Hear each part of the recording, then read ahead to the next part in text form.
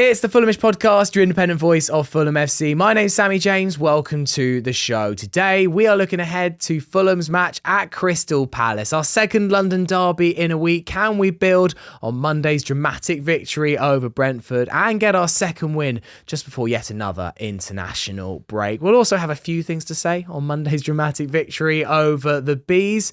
And we've got some emails as ever. And a really fun game that I'm excited for with a Fulham fan called Harry, whose impressive knowledge linking dates and previous Fulham matches is genuinely extraordinary. So we're going to put it to the test on the podcast. Speaking of people whose Fulham knowledge is pretty extraordinary, Jack Collins, hello. Hello, Sammy. How you doing? I'm good, thank you. You must be buzzing after Monday. Yeah, absolutely. I mean, unbelievable scenes, right? I mean, my legs are black and blue from falling over chairs. My voice, as you can probably tell a little bit, hasn't quite recovered, but it was just amazing. I mean, in some ways, 90 minutes of pain and then 5 minutes of pure ecstasy was probably how I would describe it. But one of those things where the build-up, the frustration, and then that release and the relief, I suppose, makes it all worth it in one fell swoop. So, yeah, one of the most extraordinary things I think I've seen, watching Fulham over the years. You see other teams occasionally pull off these comebacks, right? Chelsea had one against Manchester United where Cole Palmer scored twice in extra time. Spurs had one against Leicester or Sheffield United, maybe both, in the last couple of years. We've not really ever seen this at the Cottage. I suppose you go all the way back to Aguero, right? And the Manchester City one, which was maybe the most dramatic Premier League moment of all time. But to do that in a local derby, to have that moment in a game that matters this much to the fans, but also to get those two goals in a game where Brentford did not want to play football. There was one team on the park playing football. And look, you can credit them for their defensive resilience, and that's fine. But ultimately, if every time you win the ball back, you then just hoof it up the pitch and nobody chases it, there is only so long you can hold out in that regard. And so in the end of it, I think my genuine feeling was justice. Like, that's such justice for football. And the result that game deserved. That was the game that happened in front of us. Fulham won that game. And they won it in terms of dominating the ball. They won it in terms of creating chances. They won it in terms of wanting to come out and play.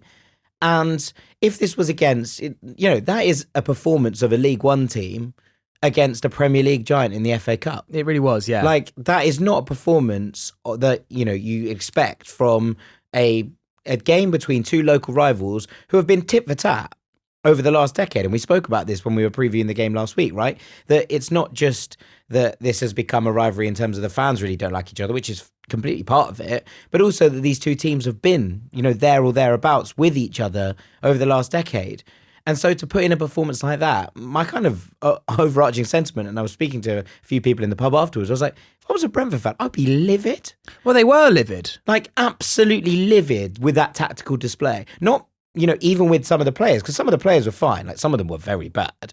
But, you can look at that defensive partnership of Collins and Pinnock, and I thought they were both excellent, to be perfectly honest with you. They dealt with a lot that was coming at them. I thought the midfield was okay. I thought, Jensen did all right. But I think that if you look at that as a tactical plan, that's what they came to do. I would be so frustrated with Fulham if they did that. If we went to the G-Tech and played like that, I would be calling for Marco Silva's head. Well, why did they have to play like that? I don't know. Because this is not... It's not a Brentford team that are 20th in the league. This is a Brentford team that started the game above us. And we talked last week about how they maybe had a couple of kind fixtures at home that had fallen their way.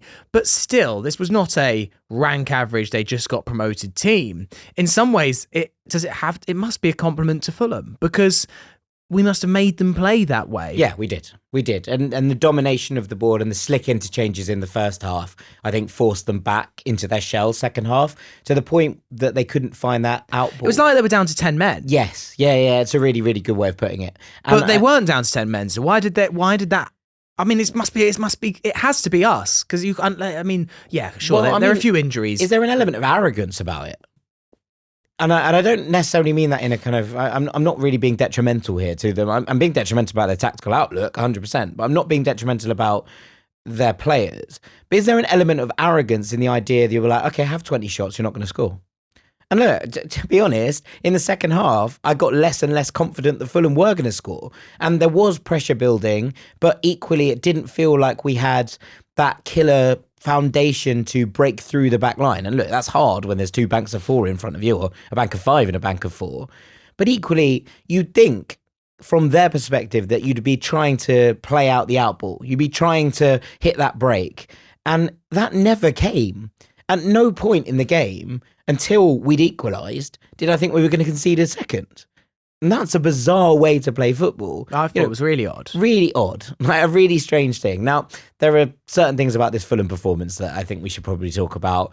I really, really loved the interchanges between Reece Nelson and Emil Smith-Rowe in the first half. I thought that was a tactical masterstroke from Marco. And actually, he made a few in this game, in terms of substitutions, in terms of personnel. But I thought Reece Nelson was excellent, really, really live wire in the first half. And that ability to beat his man and get him behind, it all felt like it was too quick for Brentford.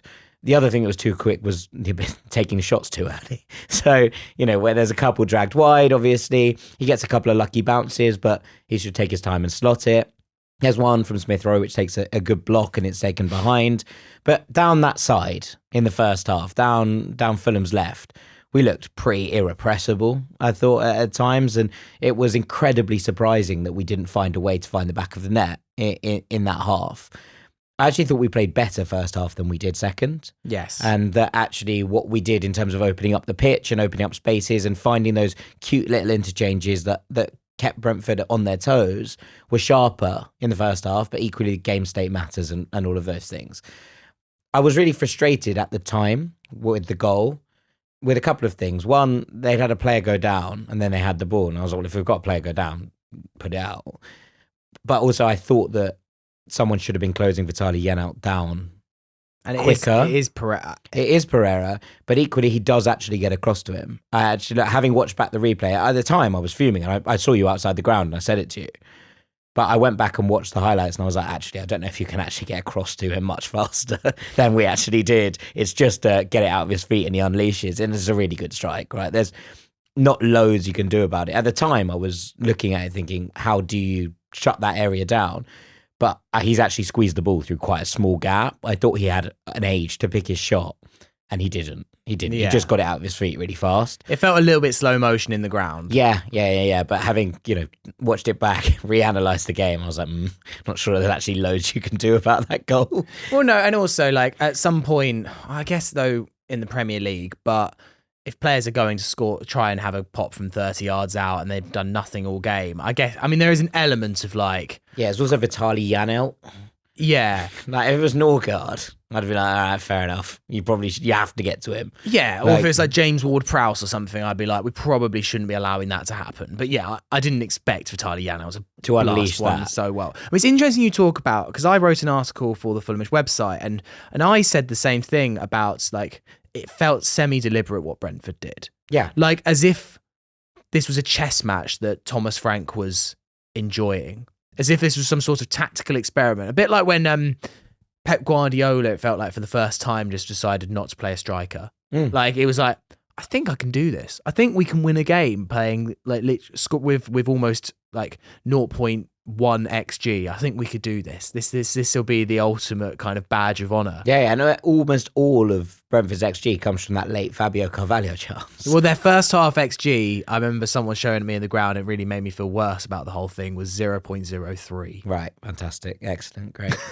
And we're 1-0 down. Mm-hmm. It felt a little bit like Thomas Frank was honestly determined. And look, on another day, Harry Wilson doesn't execute the most inch-perfect flick. 100%. And it is 1-0 to So Brentford. I thought this was interesting because I was listening to both Marco Silva and Thomas Frank speak about this after the game, and it was kind of interesting what Thomas Frank said. He says, congratulations, Wilson, but that's a 1 in a million, 1 in 100 flick. It comes off 1 in every 100 times. And I was thinking about that, and I was like, yeah, okay, but I think, you don't defend that well 99 out of 100 times. The other 99 where maybe that flick doesn't go in, it might not be necessary. Yeah. Because I don't think you play that game out 50 times. If they play the same tactics 50 times, I don't think Brentford win a game. Right? They might maybe one. Yeah. But that's not a sustainable plan. in terms of football. And look, Brentford fans have been the first to say this, right? That's not wasn't good from any sort of dimension. So he was like, yeah, if they don't go in, then everyone's talking about how well we defended. And I sort of thought, well, yes, maybe. But also, I think still fans would be like, okay, we got a win, and we're obviously delighted to beat local rivals and all of that, and any means necessary. Fine. It would be one of those like they'd have revelled in the shithousery of it and stuff. It would have gone down in folklore for how we won. The day we didn't shoot and won, that kind of thing. But I still think that, after 2 or 3 more games of that, they'd be like, no, this is just not a way of playing football. Like, what's going on? And this is the thing, because Brentford was such a direct team for the last 2 seasons. And look, they've scored a bucket load of goals at home. It doesn't really make any sense. I mean, look, they've lost every away game this season, including ours now, but like before this as well. And I suppose there is a sense of being like, okay, can we stop the rot? But I don't understand it at all. Yes, they have injuries. Yes, they have some struggles with attacking players. And I thought the Visser was absolutely dreadful, dog awful in that game. Mads Roslov as well was awful. Well, he's copping a lot of heat, and rightly so, particularly for... He kept passing the ball out of play. Yeah, particularly as well what he did moments before Wilson's winner, where he's under no pressure. He's at right back. Obviously, they've just missed the Fabio Carvalho chance, and he just boots it high, as if it was full time. Yeah. It's really weird. And it goes straight to the Fulham player, and it's actually from there the ball goes to Kearney. Kearney goes to Robinson. It's not like I've watched this back 1,500 times. No. But like also Ben Mee came on, and Ben Mee also lumped the ball into the air about 3 times in the 5 minutes that he was on the pitch. And weirdly, they were defending far better when they didn't have an extra centre back onto the pitch. And maybe that's something we can learn as well. But I do think that it was such a bizarre game plan that it's kind of, at the moment, and the Harry Wilson like relief and joy and ecstasy will live with me forever. But all I've really been able to think about after the game is how weird a game plan it was, and why on earth you would ever try that in a game like this.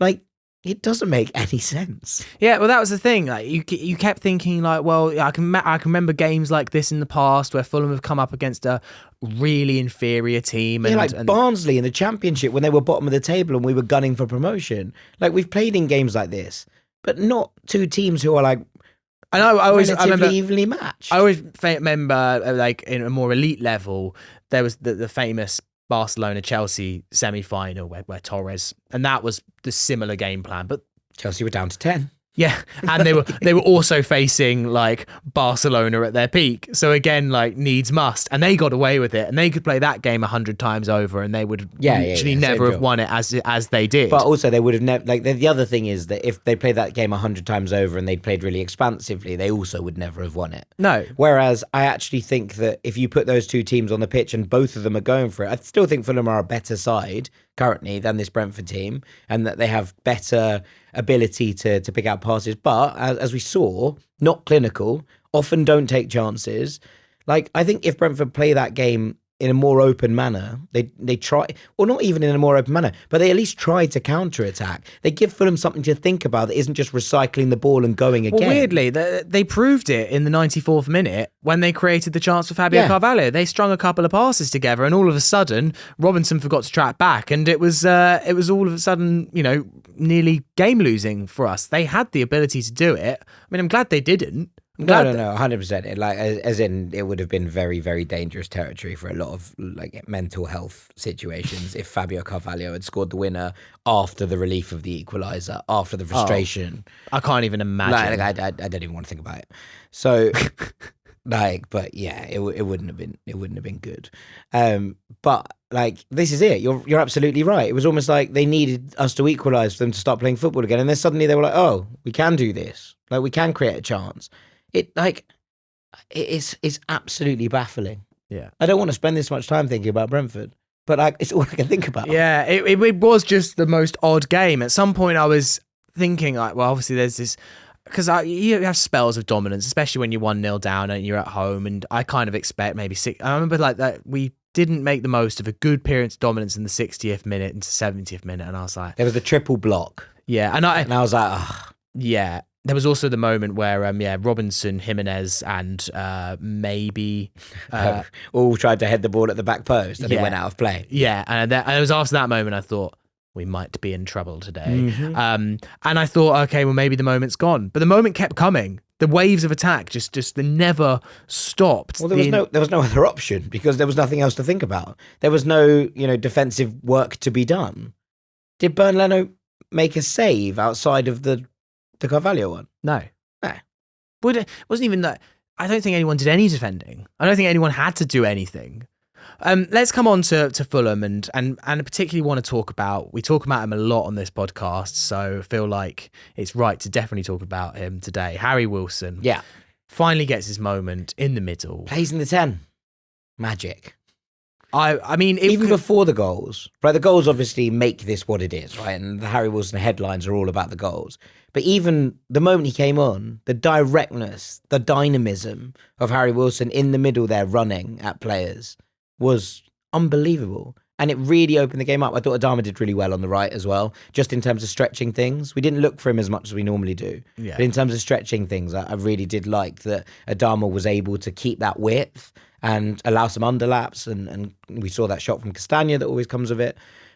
But Wilson in the 10, amazing. Like, it was exactly what this game needed to crack it open. And TC did really well when he came on as well, in terms of, look, that's a game that really suits him because he doesn't really have to think backwards at all. Mm-hmm. And there are still very few better players in this squad at picking out a first-time, fast-thinking pass, like the one he lays on for Robinson. That's just something that he has in his locker that not many players do. And not just in the Fulham squad. That's a really incredible skill. Yeah. You just, a lot of players can balance that out with other things, and TC doesn't maybe have that in his legs anymore. That's fine. But in a game like that, when you are just searching and searching and searching, he is exactly the kind of player you want. I thought Marco's post-match team talk was incredible, mm-hmm. and they posted it on the Fulham FC Twitter. I think it's probably on their Instagram as well, where obviously he talks about like, look, we showed patience, we kept believing in ourselves, kind of the usual fare that I might have expected from Marco Silva. But the way he talked about Harry, I thought was actually fascinating. And he specifically said, look, H, we called him, no, you've had a difficult time of late. You've been on the bench and you don't want to be on the bench and you've not been happy.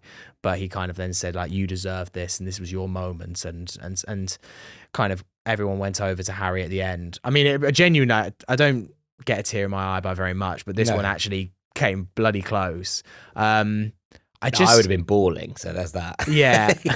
I thought it was amazing how much, obviously, like, this has been a difficult time for Harry, and moments like that just show that actually he's worked hard and kept his head down and been patient and took his chance when it comes. Calvin Bassey said something really similar in the video that was posted by the club where they sort of spoke to everyone the next morning. Yeah. And he was, actually Calvin Bassey is just the person who's, one, best on camera, and two, like, has a real feel about it. And he kind of walks off and he comes back to the camera and he's like, I'm just so happy for Harry.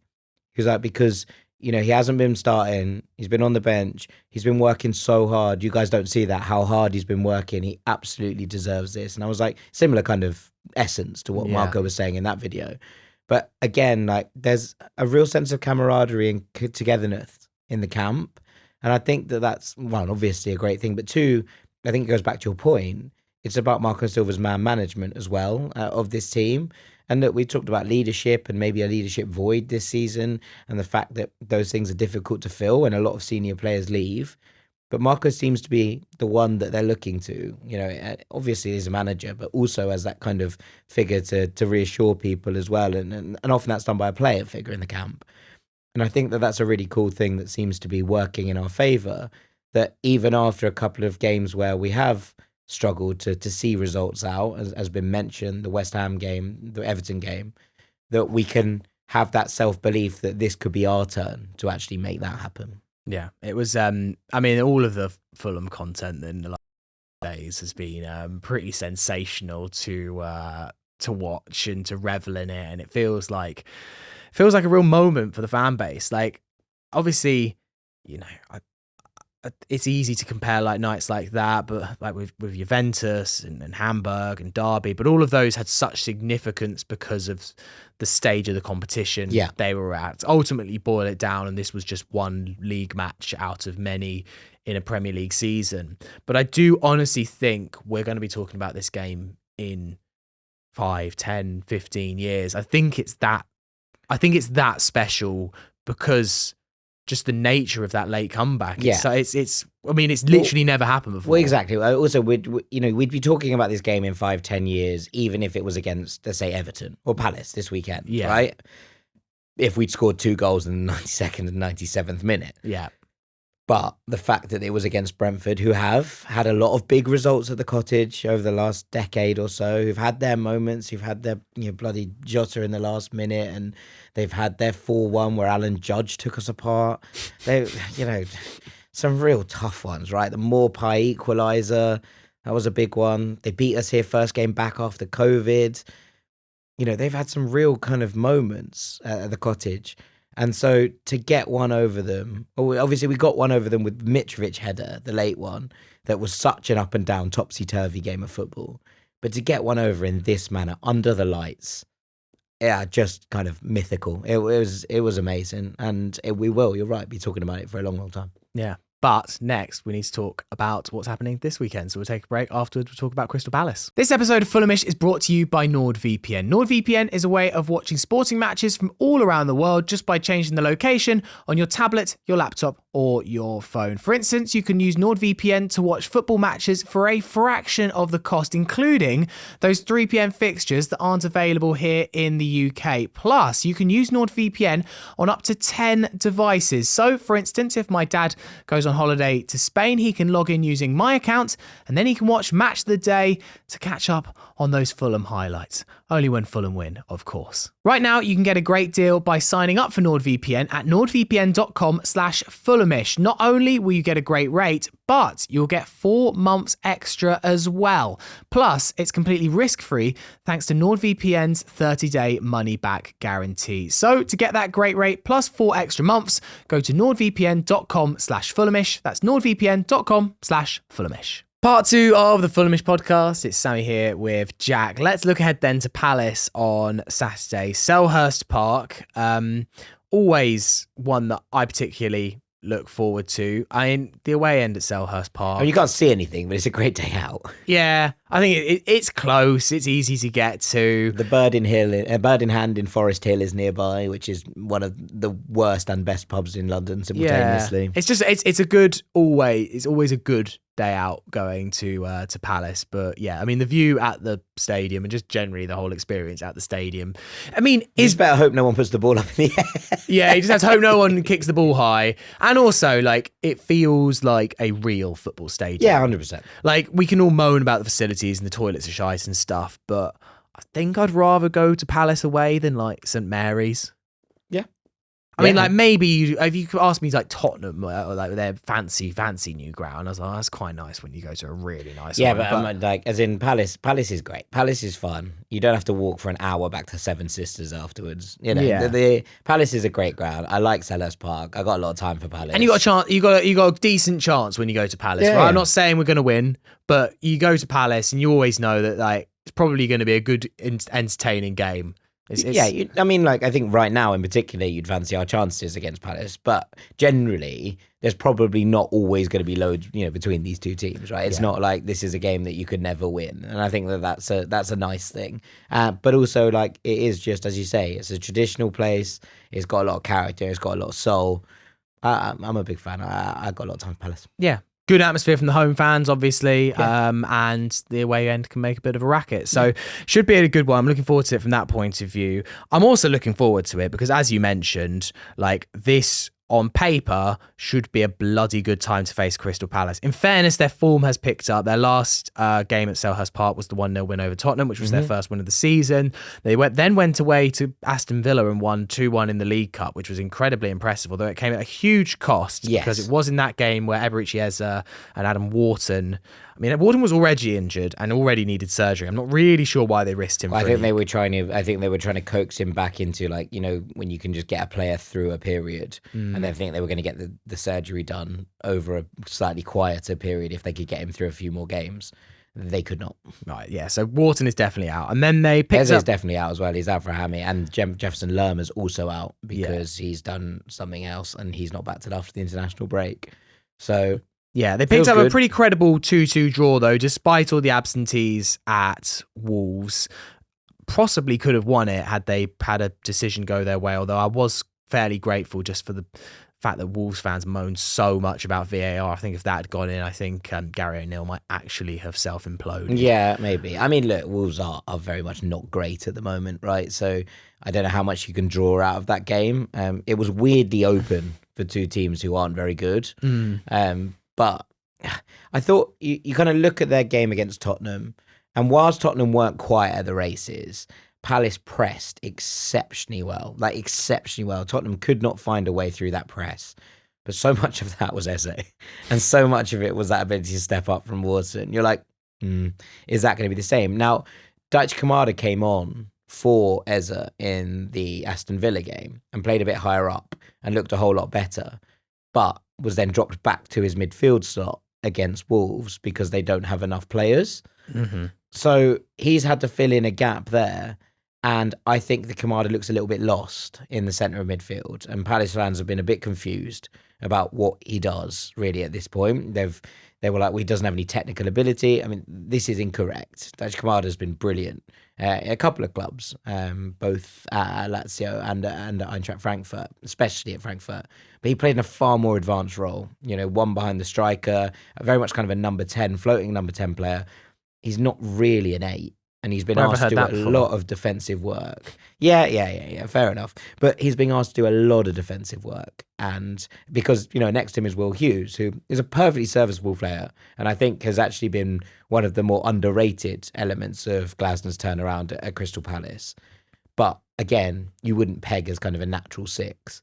So they're really lacking a defensive midfielder at the moment. And I think that offers plenty of opportunities, especially for the likes of Emil Smith-Rowe, who will be looking at this and kind of licking his lips, I think. I mean, it's mad that it's gone this way for Palace because, and I don't think I'm exaggerating when I say that I think they were the best team to come to the Cottage last year. And that includes Man City in their title imperious form. They should have smashed us. We got a 1-1 draw. Yeah, and I'm not... It was smash and grab. Yeah, I mean, weirdly, it ended up being like kind of smash and grab for them, the way that Schlupp scored one of the best goals I've ever seen. Yes. But they should have been 3-0 up by half time. They pressed us to death. We didn't know what to do with it. And so I think we were looking at that, and Fulham were having a bit of a slump towards the end of last season on the beach, FC. And I was thinking if there was one team that was going to be making a charge up the table and being in 9th 10 games in, and one team that might be struggling, after that game I would have said it'd be Fulham. And then the tables have turned significantly. And it's interesting reading kind of Palace chatter online from the limited amount I see of it. Obviously, you could be like, well, it's Michael Elise. Yeah.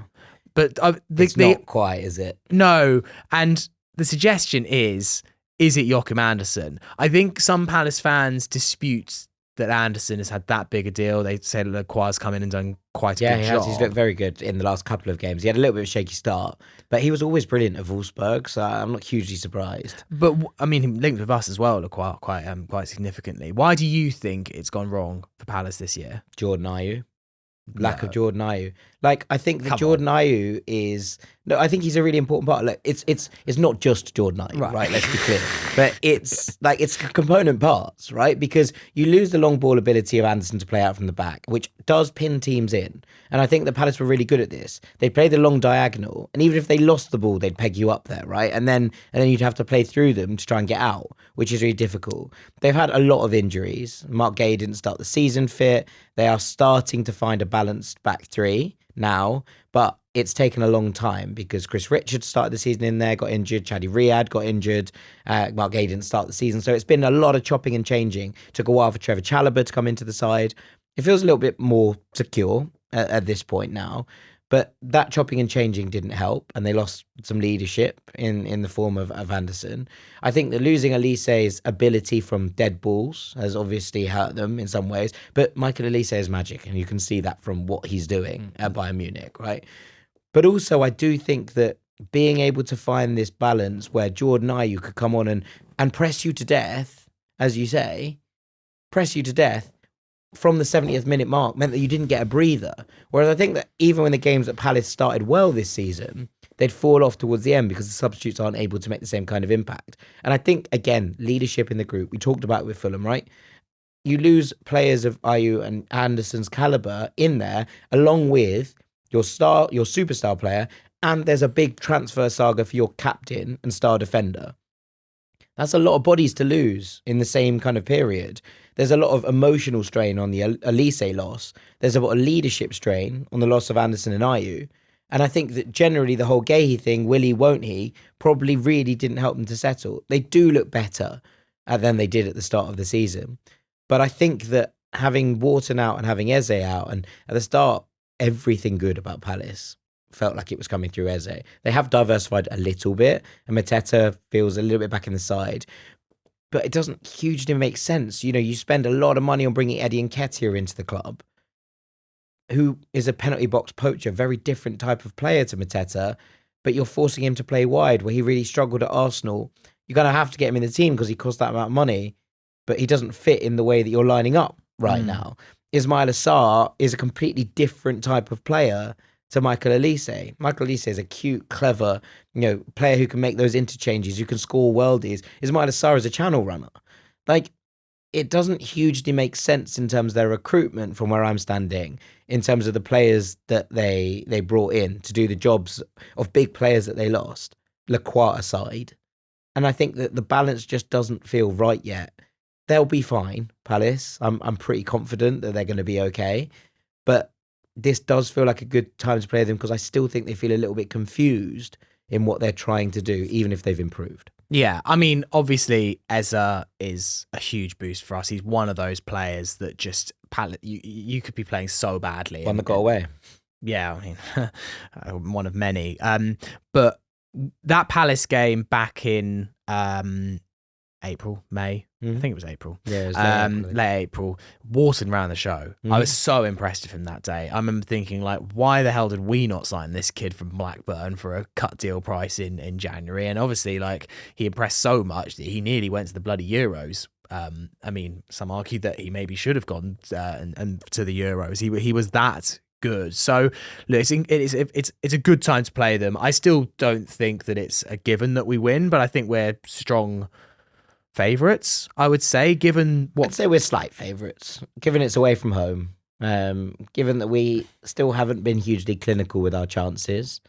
I still think there's some work to do from a Fulham perspective, but I would say we go in as slight favourites, yeah. So from a Fulham perspective, I mean, in the 10.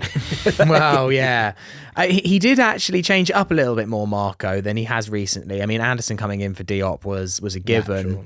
But Nelson on the left, effectively swapping out for Adama, who then pushed Iwobi out to the right, was something we talked about as a possibility, but I didn't actually believe would happen. I just thought he's going to stick with it. But I think maybe Marco once in every few games realises that the power to rotate is almost a power that he has to use in order to keep people on their toes. Yeah. And so maybe that was what he did here. And also I think he likes to reward, the meritocracy of Silva. I think he likes to let people think that good performances breed places in the team. Do you expect any changes on...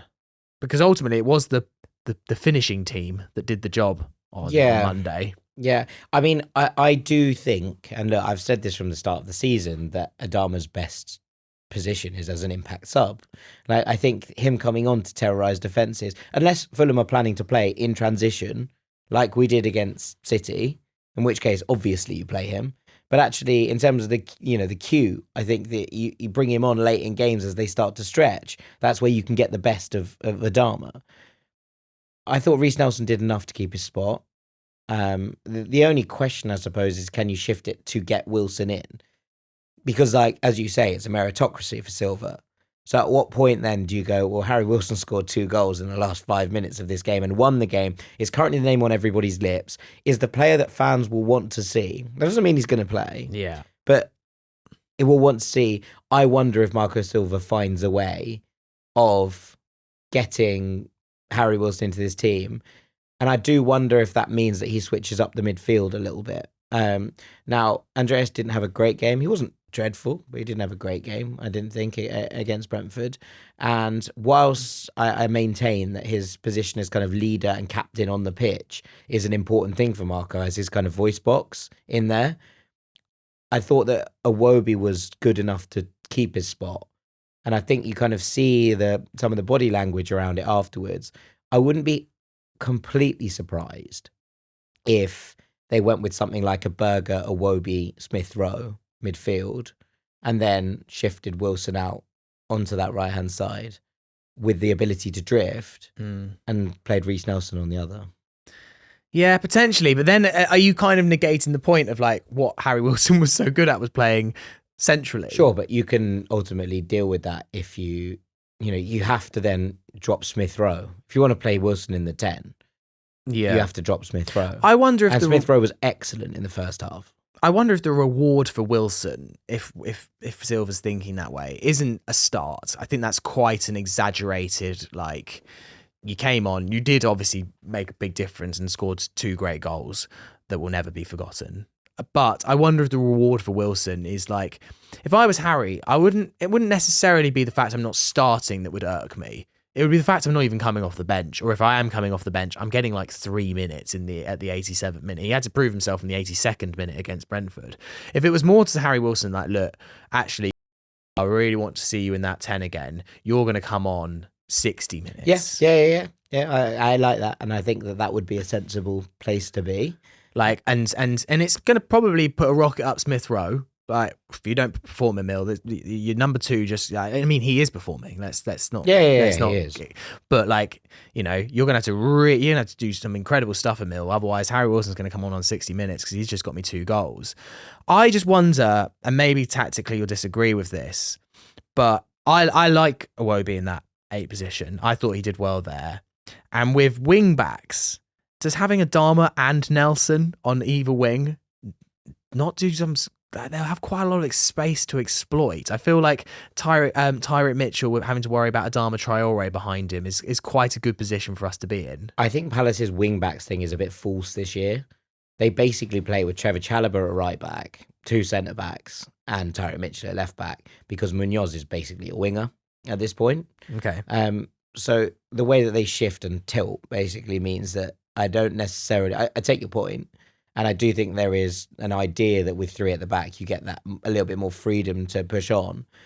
But considering that they don't have like a defensive midfielder, I think that 3 at the back is doing more of a job shielding the middle than actually being able to push wider. And so it ends up being a 4 and at times a 5 in order to try and counter defensive, manoeuvres.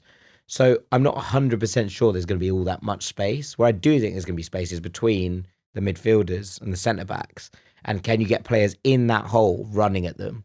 Because that's, I think, where you get a Palace. And that what would make Iwobi in the centre very good, because his ability to control the ball and run with it, and his close control, and his every pass that Iwobi does finds another person, doesn't he? He so rarely gives the ball away, Alex Iwobi. Yeah. And I sometimes wonder if that's a little bit wasted out wide. I love him in that position. He's just so cool and calm. Yeah, I think he's got a new single out as well. He's riding high. Yeah, he is. Now. He's on a good one at the moment. And he's also just like killing it on social media. Some of the funniest posts you'll ever see. So shouts out to big Alex Iwobi. But I think that's kind of where I'm at too. But I was thinking more Smith Rowe's little jinx in there. I think there's a space for them in this game. So, I mean, look, I think it'd be very interesting to see it. I don't know exactly what it looks like, but I think it would be intriguing if Fulham went with a slightly more attacking midfield setup, especially because I thought that Sander Berger really grew into that game. He really did. I was the first... I've been really worried about Sander Berger. But actually, think about Everton, good. Yeah. And now this game, I thought it was excellent. Not just that block at the end, which obviously No, was I mean, I think game-saving. honestly, from the second half onwards in particular, Sander Berger looked really sharp in that midfield. The crispness of his passing is excellent, like really, really tidy. And the way that he manoeuvres the ball is really nice. And he wins the ball back high as well a few times on, he's very good at helping That's the only us. problem with leaving him as a kind of a soul six, and I think that's why with Lukic, he looks really good because he can go and hunt. Like he goes and hunts the ball down high and turns it over, and that creates big attacking transitions. When he's the only one in that role, you kind of don't want him to do that because it leaves a gaping hole behind him. So it's a bit sort of, you can praise it, and in that game it was fine, right? You don't hugely want that against a Palace team who do have the ability to hurt you in transition. Yeah, and when you think about it, like Fulham have been hurt a couple, even like, obviously the goal that Brentford scored, they suddenly did have that space through the middle because Berger and Pereira were kind of caught out quite high. They weren't even necessarily high, they were just far apart. Yeah, and you think back to the Everton game, and although the goal didn't count, the one where Dominic Calvert-Lewin and Idrissa Gueye had all that space to shoot and stuff, and even the attack that led to it again was kind of Fulham's midfield being slightly caught out. It feels like at the moment, like once or twice a game, that's what's happening, and quite often, more than often not, we're being either punished or being incredibly close to being punished, which is, I feel like maybe just something that we're just going to have to live with. I think until Lukic is back for a while. Sasha seems to be back in some sort of training. So my hunch with Sasha has always been Wolves. Like if he's got another couple of weeks, if he doesn't go on international duty. Yeah, I almost kind of don't want, like, even if he was fit. I was talking about this to an Arsenal fan about Martin Ødegaard, and they were like, "We've got Chelsea at the weekend. We need to win. We need Ødegaard back." I was like, if Ødegaard plays in that game, he goes on international duty. He's Norway captain. And it was like this: if Sasha was fit enough to play in this game, he'd go on international duty. That would scare me more than not having Sasha in the game. Much as I want Sasha back, I want him back fully fit. So it's one of those where I'm like, give him the international break, let him rest it out. He did say a funny thing on the thing. He said, I hurt my shoulder again, celebrating Harry's goal. Oh, amazing. I was like, oh, God, here we go. So, yeah, I mean, I think it's going to be interesting what Fulham do in there, but I think you're probably right in that actually it might not be the Wilson start. It might be him getting 30 minutes instead of 5. Yeah. Let's quickly go through some emails. So many that have come through. Sam Purcell says, "Hey guys, what an incredible night and win. Imagine you'll mention it on the pod after a bit of time to pick the bones out of the game, but just wanted to shout out Castagna. He spots the pass across goal that Fabio makes after Leno's save, gets in between two Brentford players and steals the ball from what would have been a certain goal. That seems to be going slightly under the radar and is exceptional defending." It's really clever what he does. He goes to get to the ball. He realizes he's not going to get there, and he pokes it out between them. It's a little bit last ditch, kind of do what you need to do, but the nous to actually get his toe on the ball and get it away from them is very, very smart. So yeah, I think absolutely spot on. Yeah, this one from Tim Miller. 22 years ago, Fulham scored 2 very late goals to pull off a stunning 3-2 win against Tottenham. I'd attended with my 4-month-old daughter Grace, who was in an over-the-shoulder baby carrier, so I left early to prevent her being crushed on the way out. I ended up missing both goals and have held it against her ever since. That was at Loftus Road. Yeah, it was. Sylvan Legwinski. Yeah. I remember that game. Tim then says, "Those ghosts have now been laid to rest and I can finally prepare to forgive her. This is why, for me, Monday's match was better than the playoffs." I just love the idea. He's like, every time for 22 years, Grace has been like, "Dad, can I have this?" Like, nah. Not until you buy me a Sylvan Legwinski shirt. Yeah. So who's Sylvan Legwinski? I think he's asking which was the best ever Brentford beating. What do Fulhamish think? I mean, I think this is number 1 in terms of the Brentford wins. So we talked about this from the opposite perspective last week, right? Yeah. This is amazing. The most incredible experience from a physical perspective, being at that and being so sore. I've got Savlon all over my legs for cuts and bruises. I'm black and blue. And obviously that's amazing. And that moment, that feeling, will never be topped. But we spoke about why the playoff final was so important and why it would have been held over us always. Yeah. So I'm going to still go the playoff final, even though I enjoyed this more, if you know what I mean. Yeah. It's not this. this was better and more fun, but still less important. I think if you gave me the choice of which one needs to happen again, I'd say the playoff final because of the repercussions of what would have happened if we lost that playoff final. The other really good limbs against Brentford was the Tom Cairney late finisher at Griffin Park, which was exactly 8 years before this one. We love a fireworks night game, fireworks eve game against the Bees. Because that was at Griffin Park and it was the like standing end down there. That was incredible. Like the mass and movement of bodies. That was a good one. Yeah. I honestly think that for me, this isn't a discussion for what's my favourite Brentford win. It's into the pantheon of like what of my favourite ever wins. It was that good. Like I'm genuinely putting it in amongst the derbies and the Hamburgs. And obviously it's not significant. We talked about that earlier. But in terms of enjoyment of football, I mean, it was worth the season ticket Monday night, let alone anything else. Yeah. I would just like to experience something like that, as we said, in any game would have been absolutely unbelievable. But to experience it, given the manner that they played in and also the significance of it being against that mob, where I live. Real good. You know, just being able to just pull out wear the Fulham jacket on Tuesday morning when I was walking around, the shops in Hamwell. Like, amazing. And I spoke to, I sit next to Steve Pound, who's a wonderful man, my season ticket, and he's from Hamwell as well. And we were chatting about it and chatting about things at the end. And I was like, just to be able to walk around for the next couple of weeks with my Fulham jacket on and just been unknowing, just like nothing, just giving them the old shush anytime. Just perfect.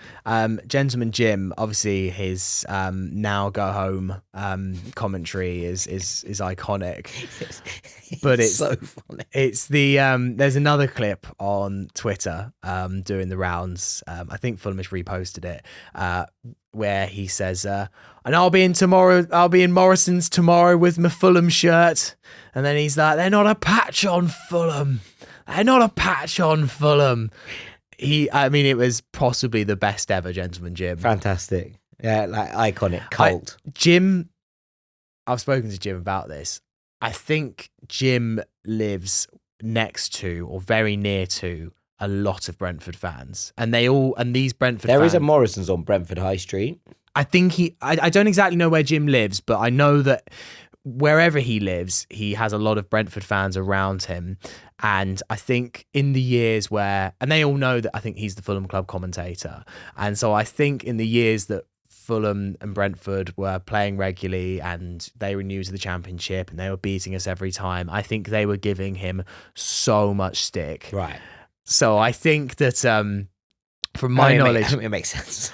I think it's a bit personal for Jim, and I think that came out in the brilliantly in the commentary. Absolutely iconic. We're so bad. We are so lucky to have such a good club commentator. Yeah, absolutely. Not every club has a Gentleman Jim, and I don't think I know through the Men in Blazers podcast that I do that AC Milan have a great club commentator called Mauro Suma, who is possibly Italy's answer to Gentleman Jim. Just go on AC Milan's YouTube and watch any of their highlights. They beat Real Madrid 3-1 last night at the Bernabeu. Go on AC Milan's YouTube. You don't need to be in Italy to watch it. Listen to Mauro Suma. He goes absolutely mental, as you would. You're beating Real Madrid at the Bernabeu. No, but he goes absolutely mental when they score against Monza. Yeah.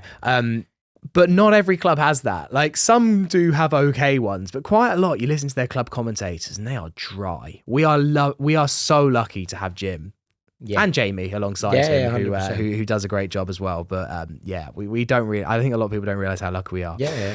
Next one from Nathan Vince. Couple more emails. It says, having just listened to the recent Thursday Club talking about Fulham of past, do you miss the mercurial signings of Johan Mollo, Shea Ojo and Jordan Graham? Simpler times. Not sure if it's nostalgia, but waiting on deadline day, not knowing what winger we would sign. Will we ever sign a player like Floyd Aite again? I bought a Jordan Graham shirt. I had Graham 17 on the back of my shirt. I was convinced he was the answer to all our prayers. I was really, really excited about him. Like a young up-and-comer from the lower leagues. I've had real high hopes for Jordan Graham, and then he just wasn't very good. Johan Mollo, that was a bizarre signing. Had glimpses of absolute majesty and then just a lot of dross. Shea Ojo worked hard and was part of a genuinely quite good Fulham team. Shea Ojo was fine, I think, generally. Not like, he wouldn't put him in the category of absolutely stacked it at Fulham, where I think you would with the other two. Jack, before we end the podcast today, I don't know if you saw this tweet on Monday, but I was already had enough to smile about anyway. Yeah.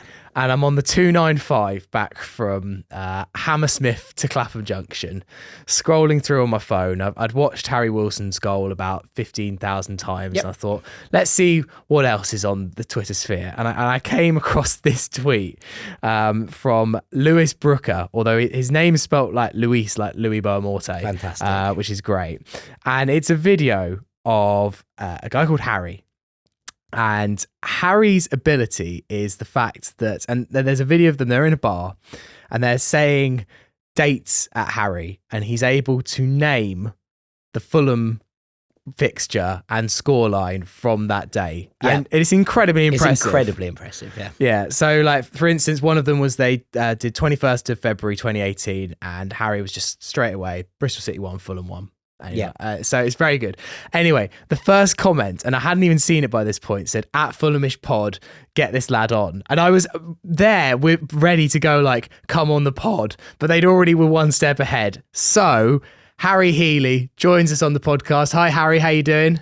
Really well, thank you. How about you guys? You all good?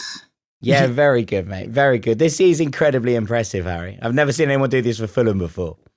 Yeah, I guess there's a first time for everything. And yeah, 100%. I'm ready to put the knowledge to the test, to be fair, and see how I get on. What I love about this as well is that Harry's just on his lunch break to join us here on Fulhamish in order to test his knowledge. He's in a car with his tie on, and I love the commitment to the cause. Not one of the coaching staff, to be fair. Harry, just quickly, how happy are you still a couple of days later after that incredible win on Monday? Honestly, I've never seen anything like it, but I think the goal was coming. You don't sort of have 20-odd shots and sort of put everything towards the back line and don't score. We've seen it so often where, we've dominated games and, we've conceded one at the other end, for example, Everton, West Ham. So it was lovely to be on the receiving end and actually sort of, put two on them, and to win the game out of nothing is brilliant. And yeah, Harry Wilson's magic. Amazing. And where are you sat at Craven Cottage? I assume you have a season ticket with this kind of incredible knowledge. Yeah, yeah, home and away. Obviously with work, tough to get away games, but every home game I'm there. So I'm H3 row I. Seat 43, I think. I might even be right in saying that. So, yeah. That's the kind of knowledge, right? That's the recall we're going for. You can find Harry and quiz him yourself at the Cottage now as well. This is the nice thing. All right, well, talking of challenges, Sammy, we kick us off? Yeah, okay, so we have 6 for you here and maybe a bonus one if you do particularly well, cool. Harry. So yeah, I'll do the one and then Jack does the next one. So your first match here, 31st of December 2023. Cool. My birthday, New Year's Eve, Fulham 2, Arsenal 1. Remember it very fondly. Turned 20. Saka. Go behind, not ideal. Great assist from Kearney. Jimenez, getting between both defenders. And then the cross, I think it was a bit of a scramble, to be fair, from the initial cross. And then, Decordova taps it in. Bagsman, poaches goal, 2-1. 100%. I feel that's a nice start with you. I was going to say easy start, to be fair. Let's throw it back a little bit further, shall we? Let's go 29th of January, 2019. Can't forget that one. 2-0 down at home to Brighton. 4-2 win. We got goals. Well, so I think Glenn Murray I might have got 2, to be fair, for them. Yep. We pull one back. Callum Chambers sort of on the half volley. Good goal. Mitrovic header. And then we go 3-2 up. I think it's Mitrovic again from a Joe Bryan cross. And then Kearney, unlucky to not score himself. Flip back, Luciano Vietto, 4-2. Oh, the Luciano Vietto masterclass. Maybe the only Honestly, I think that was the only goal, to be fair. Yeah. Magical moments. All right. Okay, next up, throwing it back a bit further. 29th of September, 2017. 29th of September, 2017. QPR 1, Fulham 2. Loftus Road away was there. Took the half day off school. Head teacher weren't too pleased, but it's Fulham, so it doesn't matter. I remember the game. Fredericks, I think it's deflected goal for the opener. Rui Font, put it into Wormwood Scrubs with the penalty over the bar. But Johansson, great limbs as well too. And I think they pulled on back. I think it was Connor Washington. I think, and I remember Alex Smithies for them had a great chance, but 95th minute from the corner. It just went wide. And so, 20p, he had a 20p head, thank God. I remember that. That was a great night. A really great night. Although those last 5 minutes were amongst the most painful ever. Stress. Honestly. 100%. Okay, let's go 1st of February 2020. 1st of February 2020. Can't forget that one. Fulham 3, Huddersfield Town 2. Our man, Emil Smith-Rowe, I think, scored for them that day as well. And I think we come up really quick, to be fair. 3 goals, I think it was in the first half hour. I know Kearney scored a lovely one with his right foot. I think I've ever seen him score with his right foot, to be fair. Mitrovic, and but a lovely time from Bobby Declan-Reid to put it in the bottom corner. Then it was actually very nervous. I think it was 3-2 at half time. And then Scott Parker's side, sort of resolute sitting. But 3-2, that was a great day, yeah. And 2 Fulham legends scoring for Huddersfield that day. Emil Smith-Rowe and Steve Mounier. Yes. Steve Mounier. They're eternally linked, never joined. Oh, no, mental, innit? It's like Dwight Gale linked with him every summer, never started, never joined. Yeah, the Jason Kumas club. Okay. I think this is going to be quite easy. This is quite recent. 28th of January, 2023. 28th of January 2023. That was Fulham 1, Sunderland 1, FA Cup, 4th round. It's a Diop, blood on his hands, give the ball away. I think it was Jack Clark scored. And I remember sort of 8,500 Mackhams behind the goal, went absolutely mental. And then, Kearney's silky skills, sort of, left to right, and then bottom corner, smacked it past, and trademark. Easy one. All right, let's go back to 2017, 25th of February. 25th, 2017, that was Cardiff away 2-2. This is incredible. You haven't really seen anything like it. With goal scorers, I think the goal scorer might be difficult. I think Stefan Johansson might have scored. Yep. Yeah. In that one. And maybe sort of either Ayite or Cabano. It's Cabano, yeah. Is it Cabano? There you go. Yeah, I wasn't at that game. But 2-2. And I think, did we take the lead at one point, I think? Or I think you might be right. Yeah, Johansson scored, yeah. That's Kenneth it, yeah. Zahor scored both of them. Oh, I always used to score against us. Yeah. Rubbish footballer always scored against Fulham. All right, you've done so well so far that we've got to the bonus. This is like the lottery. Like, you've got all 6 numbers, but here's the bonus ball. Thunderbolt. And this is slightly out of your specified date range that you gave us. So so if you don't get this, then I guess that's kind of reasonable. But it's not too far out. 2015. 21st of November. 21st November 2015. Right, okay. So 2015. Okay. Am I right in saying, was it a away game? Yep. Was it MK Dons 1-1? Oh, he's done it! He's done nailed it. Yeah, absolutely nailed it. Yeah, remember, I was at that game as well, to be fair. Me and my brother went to that. 1-1. I think Dean Bowditch for them. Yep. Off the post. Yeah, Joe Lewis was in goal, to be fair. And then, weird one about this game is because Moussa Dembele obviously scored, but he missed an absolute sitter before that. Yep. I think it was McCormack, obviously McCormack Dembele, unbelievable that season linking up. But 1-1, good away following that day. I think we had all the top 10 a little bit at the bottom as well. Crazy. Yeah, and that's when we were absolutely terrible. But didn't lose. So I tried to with that MK Dons one. I tried to go for the most. I tried to go for the most unremarkable game that I could. I looked back through the whole fixture list. I was like, don't go for obviously when it's 3-0 wins and stuff, it's easy to remember. But I thought a 1-1 draw away at MK Dons in 2015 is surely as anonymous as you can get. So Harry, man, that is absolutely unbelievable. 7 out of 7. I am gobsmacked. There's not a chance in hell I could. I would have got 1 or 2 of them, but not 7. Not on the date. No. maybe the Arsenal one. Maybe. Yeah. To be fair, things I've seen also, I don't know if you've seen the one on TikTok, I think it's the Arsenal fan or Chelsea fan. Yeah, they actually sort of tell him the date, for example, what's Fulham beat Villa 21-22 score.